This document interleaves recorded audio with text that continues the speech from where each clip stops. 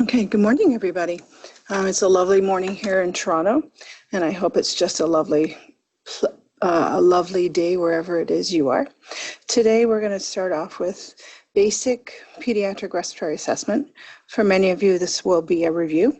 For others, there may be some little tidbits that you can use going forward in your practice. If you have any questions, please feel free to ask me as we go. It's often really difficult to remember at the end of a presentation what it is that you wanted to talk about. So I have no problems with you. You can either use the chat function, Cecilia is monitoring that, or you can just shout out and we can have a little chat. Okay? I have to tell you that I have nothing to disclose. And today we're just going to talk about some sequences of how to approach a pediatric respiratory assessment. So we'll look at the evaluate, identify, and intervene sequence. We'll talk about things like the pediatric assessment triangle and the components of a first impression. We'll talk about A, B, C, D, E components. Many of you know these. These are just reminders. And we'll talk a little bit about interpreting some of the clinical findings that you're going to come across during your assessment. So I do a lot of teaching, and one of the things that we always start with is doing a beginning first impression. Children, as a general rule, when they're not feeling well, don't want strangers anywhere near them. And when you are trying to get an initial impression of what the child's respiratory status or their cardiovascular status is, you want to have a quick look at what they look like without you bothering them. So if they're resting comfortably in mom's arms, that's where you're going to start. I often talk to paramedics, and most of them are big gentlemen. So, and I say, you're pretty big and scary. And if I am 18 months old, I'm going to think that you're not here to help me. So do your initial assessment from the doorway or as close to the patient as you can without actually scaring them. And you can discern, you can get a first impression. Are they in severe distress? Are they in moderate distress? How old are they? Are they behaving appropriately for their age? And at that point, you can start to establish some priorities. Do I need to intervene right now? Is this an emergency situation? Or do I have some time to move forward and do a deeper, more thorough investigation? When we talk about children, when we do a respiratory assessment, it also includes a cardiovascular assessment because they're all together. So we'll talk about that in just the next slide. But I want you to consider the basic ABCs because they are completely interrelated. So airway, breathing, and circulation are all coexist, and each one of them will give you a little bit more information. I'm not going to be focusing a whole lot on circulation because there'll be other presentations that are going to look at the cardiovascular system. So we're really going to focus on A and B. There are some mnemonics. So if you're not familiar with looking at children, there's things that you can use to help you remember what might be a good mnemonic. So tickles is one of them. This is not mine. This actually comes from the Canadian Heart and Stroke Foundation. And tickle stands for tone. Is the child active and alert? So interactiveness, consolability. This is actually quite important. So you may or may not have seen children, infants especially, that are absolutely inconsolable. And this is one of the signs that parents will talk to you about, is that they've been crying for hours and hours and hours and nothing makes them feel any better. Will they make eye contact, or will they look away from you? Are they staring off into space? Remember that you need to put this into context for their developmental level. Will they talk? Can they talk? Or will they, if they're very young, can they babble at you? Because most children will interact with you if they find that you're interacting with them. So let's just move on to the very basics. Let's start with A for airway assessments. So the old adage of look, listen, and feel still applies.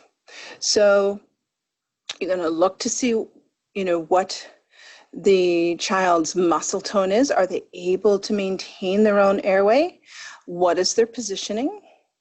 Going to listen as you're doing that at the same time, and concurrently you're also going to feel, and you're going to do that with depending upon how you're assessing the child, you're going to feel either with your hands, you're going to look for chest expansion, or you're going to feel for breath. Just a note, one of the things that's incredibly important is you have children, when they're quite young, are often obligate nose breathers. There is a little bit of debate within the literature about whether or not this is completely true, but for the purposes of this talk, we're going to consider children to be obligate nose breathers. And one of the things that you can do first and foremost is to clear their nasal passages just by suctioning. Okay? And at that point, then you can get a very clear assessment as to what their airway may be. Positioning is incredibly important. This is a very common slide. It is used in a lot of pediatric assessment and pediatric resuscitation presentations. But this is important. If I ask questions, is there anybody out there who would be interested in telling me what concerns I have about this positioning for this young one child? No? Okay. I'll just continue to talk. So the problem with children, it's not a problem. It's quite useful for them in order for them to be born, but they're born with this very large occiput. And this large occiput, when you lay a child on their back, it is going to force their head forward into a position that looks like this. So at the moment, their chin's touching their chest. So if you were to do this yourself, yes, I am demonstrating, you can try it yourself, and you will find that that is a rather difficult way to maintain an airway. The angles are not lined up such that you're going to have a patent airway. Depending upon the age of the child, and we'll talk about this in a minute, you will have to position them in different ways. This is one of those cases where there are guidelines, but each child will be different, and you're going to come across children that are developmentally in different categories for their age. So some will have more advanced airways, more developmentally mature airways, and some will not. The best way to do this is to line the trachea up with the shoulder. Depending upon the age of the child, you're going to want to put some type of roll or towel underneath the shoulders of the child. This helps to line up the ear with the tragus, straighten out the airway, and it compensates for this large occiput. The older you are, the more you want to move towards something that everybody knows, I'm assuming, and that would be a sniff position. There are recommendations for children that are greater than 2 years of age and will attempt a sniff position. But like I said, this is a little bit of trial and error. So if you try a roll underneath the shoulders because your child's almost 2 years of age and that doesn't work, adjust the size of the roll, reposition, reposition. The goal here always is to get this angle and all of these lines in as straight a line as you can. In order to do that, you're going to use a bit of a shoulder roll and a headrest. And when we talk about sniffing position, many people can tell you it's a sniffing position, but it's difficult to describe. So if you think about a dog who's sniffing the air up like this, it's not very attractive, yeah, I know. So you go up like this and you're sniffing the air. That is what we're looking for. So extension and up. So forward and up. You can do it artificially. You and I can practice this, but this is the best way to open an airway of somebody who's older. Chin lifts and jaw thrusts are also really important and useful. You cannot do, let me just start with, you cannot do a chin lift on somebody who's conscious. It hurts, but you need to have your TMJ, your mandibular joint needs to be lax enough so you can actually pull it forward. In children, it's a bit of a trick to try and get your fingers behind that joint, but it can be done, and it can be done very well. This is a really common picture. It's an older picture. It is in many, many, many resuscitation books. This is an example of a jaw thrust. I have to tell you, I don't love this picture. And I don't love this picture because if you look at the position of the provider's fingers, they are on the underside of the soft palate. And if your child is small, or even if they're a little bit older, and you push on that, you're actually going to obstruct the airway. What I'd rather see is that you take this and move your fingers over and rest them on the jawline. This sounds really simple, but in an emergency situation, you tend to want to hurry up, get your hand in there, and perform a jaw thrust. Almost all of us have hands that are bigger than a child's jaw. So it's a very small thing, but really important to remember that you want to place your fingers on the bone and not on the soft palate. At that point, now that you've positioned your patient, or you think you've positioned them optimally, and concurrently you may do a jaw thrust, or you may end up doing a chin lift, you're going to assess if the child is still obstructed. You're going to look at that point, it's a good time to decide if they've got reasonable tone to maintain their own airway. Is the tongue the problem? Remember, there are certain disease processes and genetic abnormalities, such as trisomy 21, that give you a propensity to having low tone, large tongue. I'm not going to get into all that anatomy right now. But these kids with trisomy 21 have a propensity to have airway obstruction to begin with. You want to ask family if there's around, do they have a past medical history of airway obstruction? And then because of the population that we're seeing within the cardiac population, there's going to be a number of children that are going to have concurrent pathology. Some will have airway malaise or airway stenosis. You're going to have children that have had tracheoesophageal repairs. Some will, and then you're going to have those that are presenting with something, just an ordinary viral or bacterial illness, let's say epiglottitis, for example. So maintain your airway, assess your airway, relieve an obstruction if you can, and then let's move on to breathing. So when you're doing a breathing assessment, see, feel, touch, and hear, just like look, listen, and feel. So another classic picture, people will say, well, how well is he breathing? Notably, people will say, oh my goodness, they look like they've got some substernal indraw in this little person. My concern isn't necessarily that there is some substernal indrawing. My concern is the child warm, well perfused, mottled, not mottled? Are they moving air? But my big concern is the look on this child's face.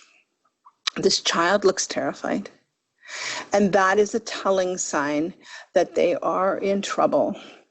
You're going to see children that are going to be working. They're going to be using a lot of abdominal muscles. They're going to have a great deal of substernal and intercostal indrawing. But if they look calm about it, then you've got some time. If you have a child that's looking terrified like this would be a time when you really do need to intervene. So let's talk about what you see. Let's break it down a little bit. So all of these things are going to happen within a couple of minutes.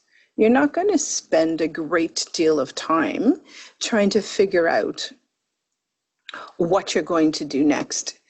This is if you think that your child is stable and you can start using other clues to determine how effective is their breathing and whether or not, again, you need to intervene with the next step or you just still have a few minutes. So you're going to look at, to see whether or not the child's pale, mottled, cyanotic, or nice and pink. Are they breathing with a regular respiratory rate, with a regular respiratory depth? What's their posture? Are they using accessory muscles? Small children do not have a great deal of muscular development, especially sternocleidomastoids and such. So what you see in adults, you're going to see something quite different in children. One of the big muscles of respiration when kids get into trouble is going to be their abdominal muscles. So you'll see this rocking motion, this rocking breathing. That's a concerning sign. Is their chest moving symmetrically or asymmetrically? Do they have any other chest wall deformities? So we're thinking about, are they barrel chested? Do they have a pectus excavatum? Types of things like that. Respiratory rate and pattern is really important. First of all, the most common response to requiring increase in ventilation is to become tachypnic for children. Remember that they have a cartilaginous rib cage, that they don't have a lot of accessory muscles that they can use when they get into trouble. So unlike adults, when we run up the stairs, the first thing that we're going to do is take a big breath. So we're going to increase our tidal volume. Children don't have the ability to do that. Children, because they have a cartilaginous rib cage, the harder they breathe, the more it's a lot of energy expenditure for not a lot of chest expansion. So they become tachypnic first. Not all children that are tachypnic have a primary respiratory problem. This is really an important take-home message. Children that are tachypnic can also have an underlying cardiac condition, and their tachypnea is compensatory for the fact that they have cardiac failure. Remember, two systems are interrelated, and if you have one, you're going to sorry, I lost my train of thought. Your respiratory system will compensate for your cardiac system and vice versa. As children get older, generally, other reasons for primary tachypnea without work of breathing. So let me say that again. Primary tachypnea without work of breathing could be an indication of something metabolic like diabetic ketoacidosis. Once a child has used up all of the energy that they have and they're starting to get tired, because they will compensate, you've heard this probably over and over again, they will compensate fairly well. But once they get to the point where they're tired, they become bradypneic. So they start to slow their respiratory rate. This is an ominous sign. This is the primary mechanism of cardiac arrest in children.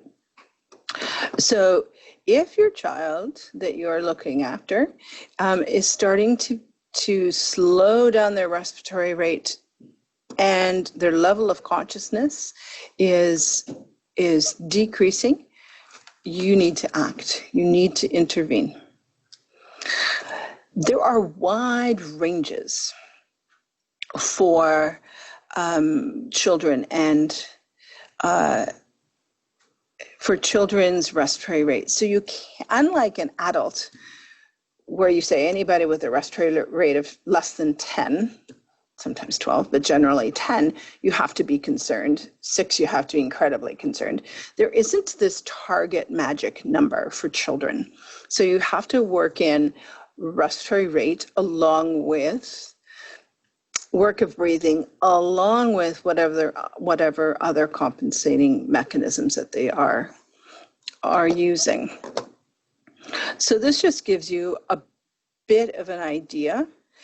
There are other scales out there, but as you can see, look at it, look at the range of a child, like an infant, 30 breaths per minute to 60 breaths per minute. That's a very wide range. So you're going to have to factor that in to make a complete assessment. There are many different respiratory patterns for children. We're not going to get into all of them right now, but what you need to know, are they using really deep breaths? Are they using something like Kussmaul's breathing? Or are they quite shallow? Very tachypnic, shallow breathing is not very efficient because you're just moving a lot of dead space. Is the pattern regular or irregular? I'm just going to mention that it is normal for a neonate to have some periodic breathing. It is not pathological. It is absolutely normal. So if they're happily breathing, and they take a quick little pause, and then they continue on, that's perfectly fine. If they are having patterns of breathing where they're working a great deal and then they're tired and then they take a pause, it's a long pause, greater than 20 seconds, that's a sign that you need to pay attention to. Abnormal positioning. Children really prefer to be, as a general rule, people will put children on their back, but if you're going to put them on their backs, you can sit that bed up if they're small. Put it on an angle, let gravity help them.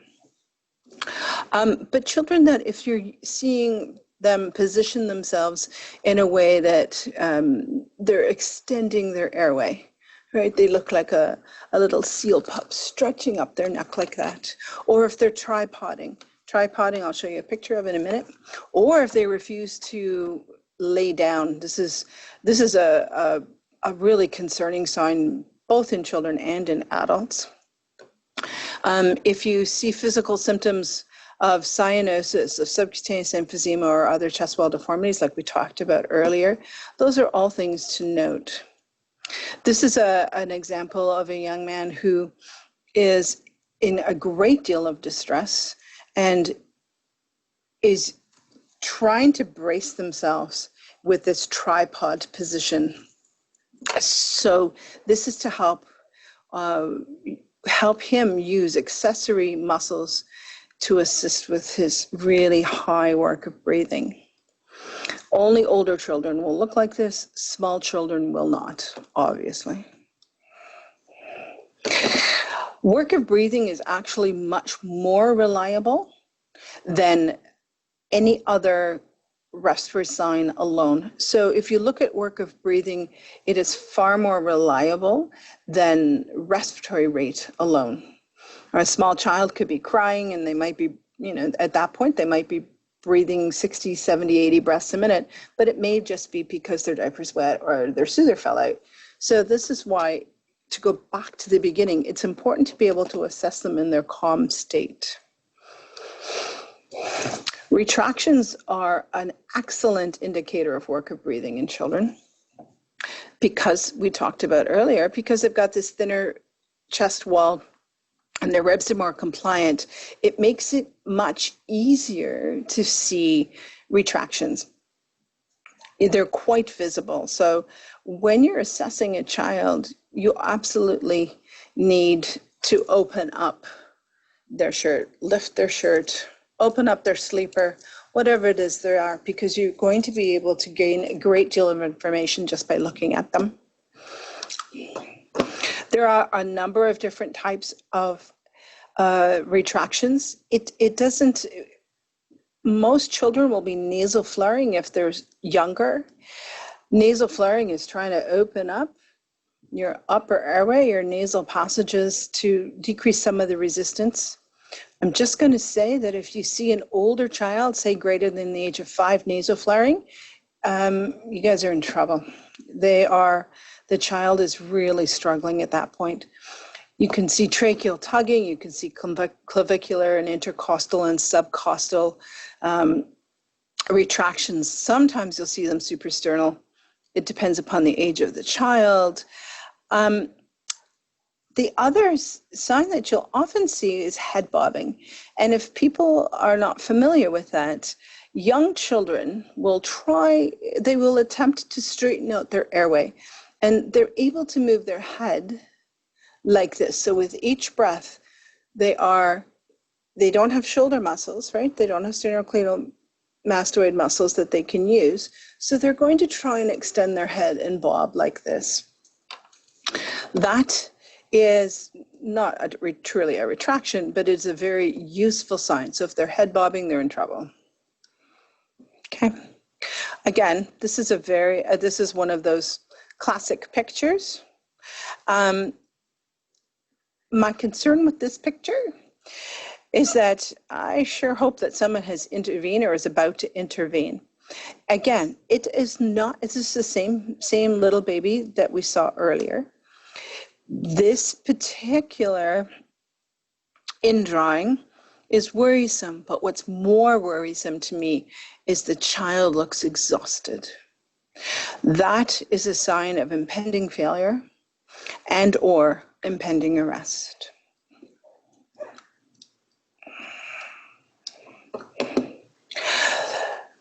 This, again, looks like this child is fairly obstructive with a very high work of breathing. You can see, I know it's not all that clear, there are very few pictures of children like this. So this is one that's been around for a long, long time.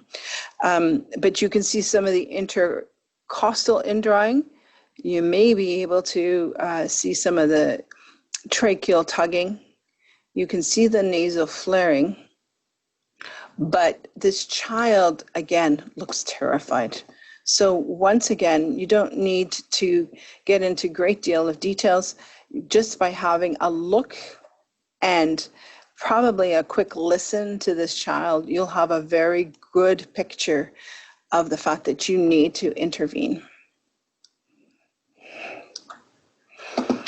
Palpation. How many people actually palpate their children that they're assessing? There's a great deal of information that you can gain by doing that. Not only, you can disguise it as calming the child by, gently touching them and patting them, but what you're actually doing is performing an assessment. You can see if the trachea is midline. Okay.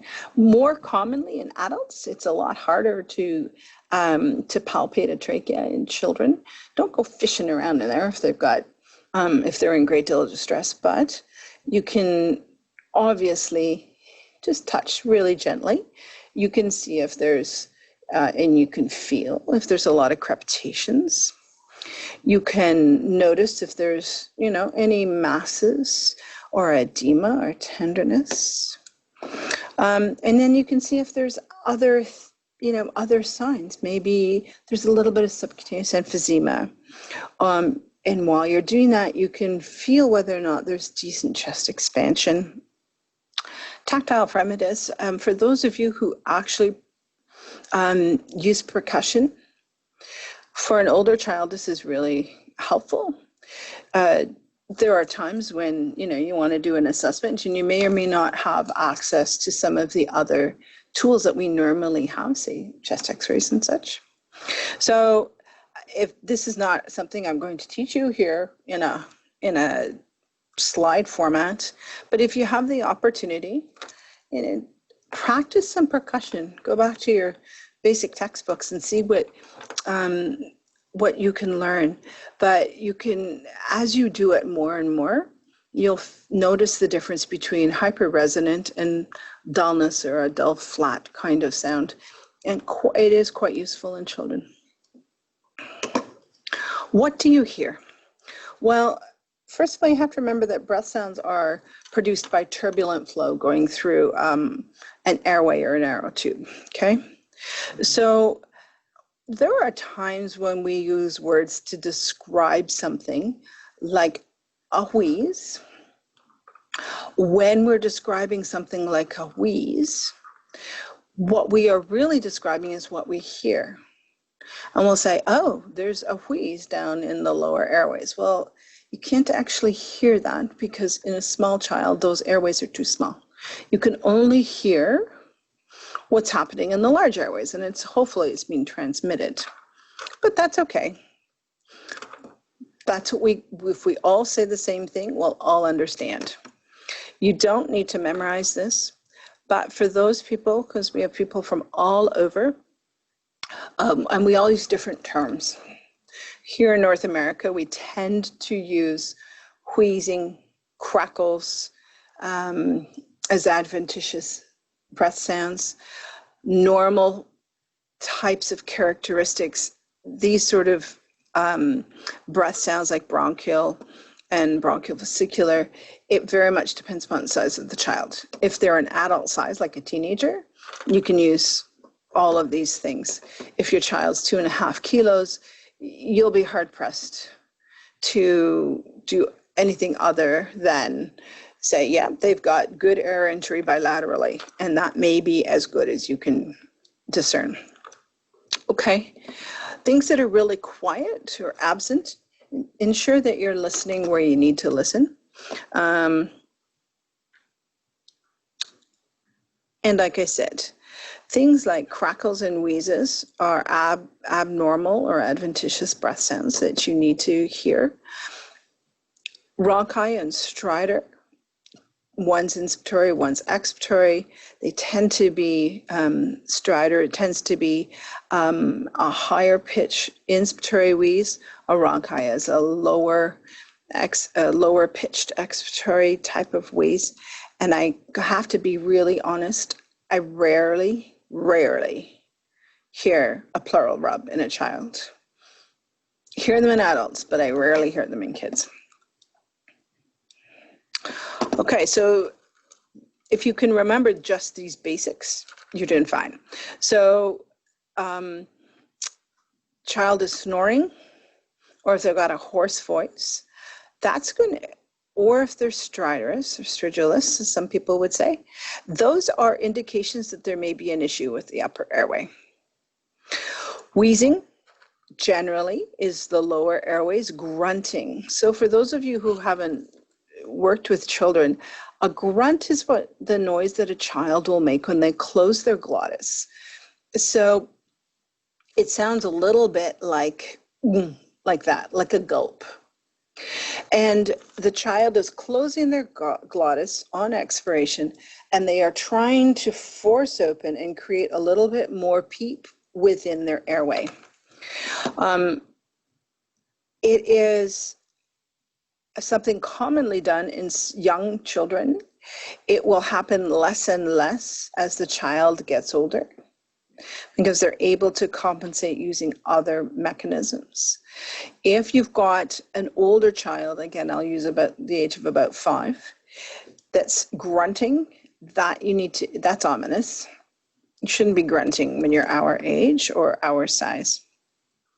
Gurgling kinds of noises, think of lots and lots of secretions that might clue you in. And if there's an absence of sound, that's also a concern. Sometimes it's hard to hear, but you should hear something. Kids should be able to cough, but in order for them to cough, they have to be strong enough and not so tired that they can generate at least 150 liters a minute.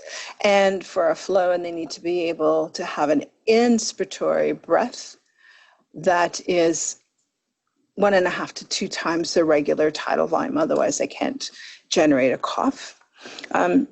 You can see whether or not the cough is dry, or whether it's productive, or whether it's a nice juicy cough.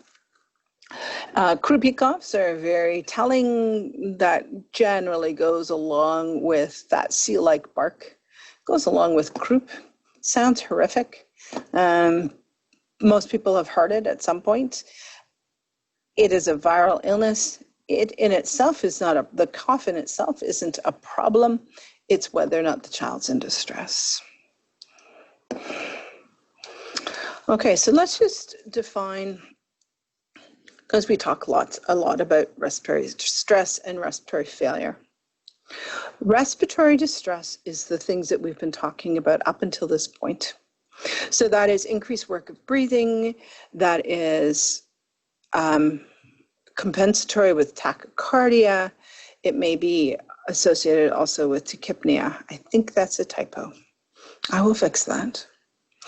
Respiratory failure, on the other hand, is when you're unable to either oxygenate or you are unable to clear CO2 or ventilate. So by definition, inadequate oxygenation, which means that you've got tissue hypoxia that's going on, or respiratory failure, so ventilatory failure, when you've got hypercapnia or both, is defined as respiratory failure. Traditionally, if you've got PaO2s, arterial PaO2s, that are less than 60 millimeters of mercury, and or PaCO2s greater than 50 millimeters of mercury, by traditional definition, that means that your child is probably in respiratory failure. In the cardiac population, this is a problem. This number alone is a problem, because you're going to have children with single ventricle physiology that are starting with PaO2 that is close to this, and they are not in respiratory failure. So you have to take these numbers into account and decide whether or not this is a chronic condition or an acute condition. Respiratory arrest is obvious, completely obvious. It's when you have either a complete absence of breathing, so they're apneic, or you've got agonal respirations. A child shouldn't be breathing less than 10 breaths a minute. That would be considered a respiratory arrest at this point, and you need to intervene immediately. Signs of respiratory failure, early signs are the ones that, there's some that are very obvious. So drooling, dysphagia, tracheal tugs, nasal flaring, grunting, tachypnea, and then you're going to start seeing cardiovascular signs as well. Hypertension initially, because there'll be compensatory mechanisms. But things like restlessness and irritability and inconsolability, those are early signs of respiratory failure. This is the one that's rather difficult to sort out at times, because a child's already upset. Maybe they've been up all night. They haven't had any sleep, so they're going to be kind of grumpy. And you're a stranger, so they're still going to be grumpy. So if there's a way that you can assess this with a parent who's able to console the child a little bit, this will give you a good idea. Beware the child that is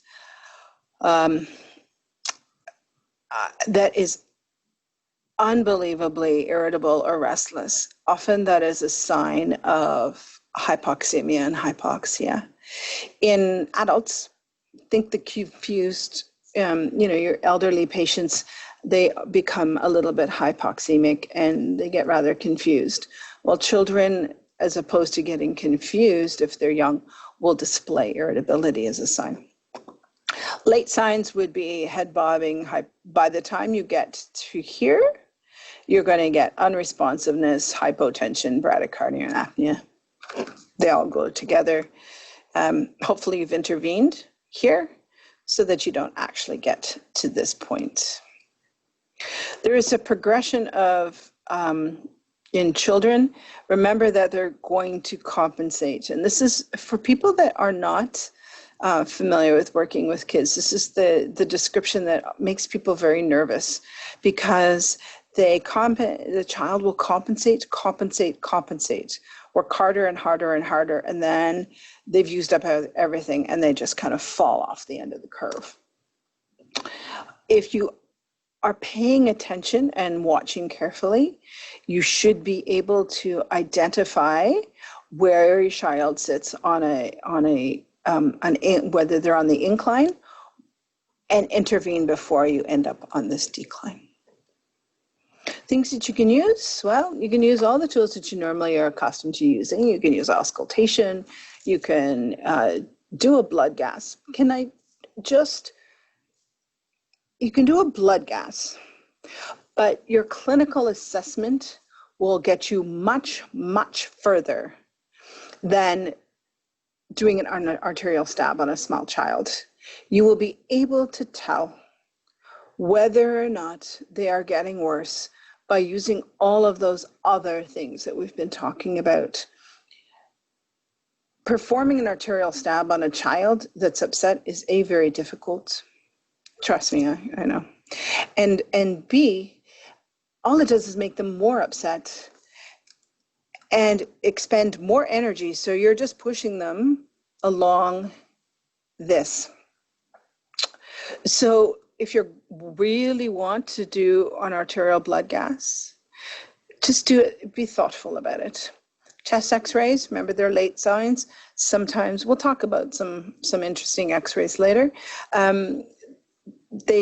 Very few things, there's some good literature out there that says that most things that are common presentations for children in respiratory distress don't need a chest x-ray to determine what the problem is. If you really need an ECG because you think that the primary problem is cardiac, please do that.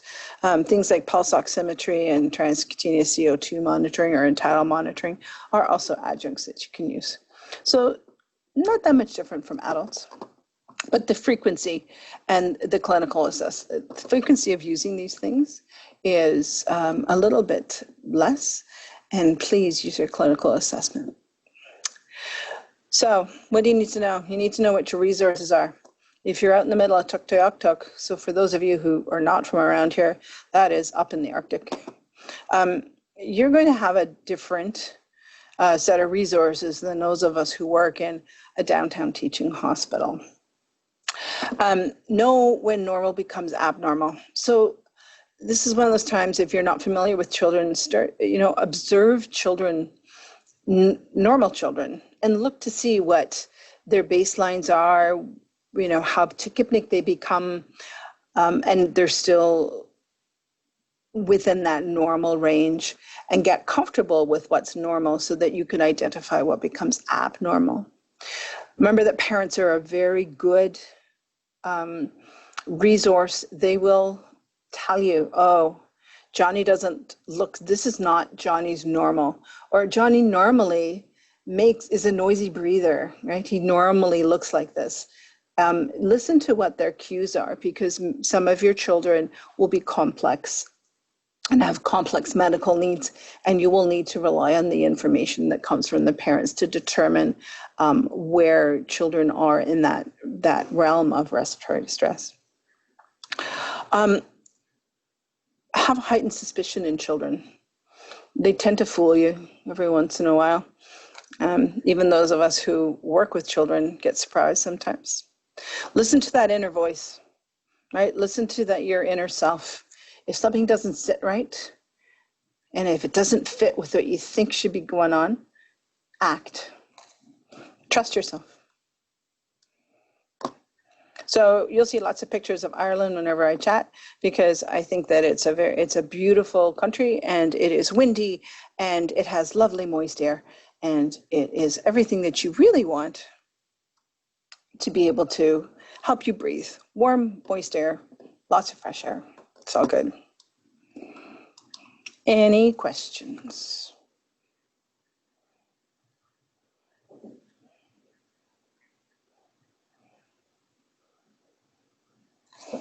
Okay, we'll start again at 11 o'clock, I think. Is that correct? No. Cecilia says no. Hold, please.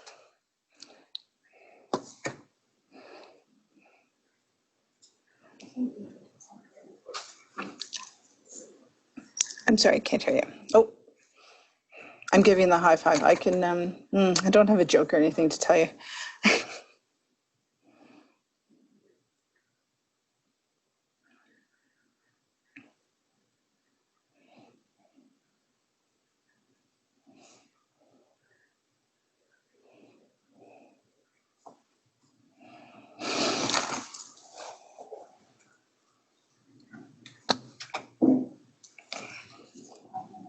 Okay. All right, so we'll take 5 minutes and we will reconvene at 10 o'clock.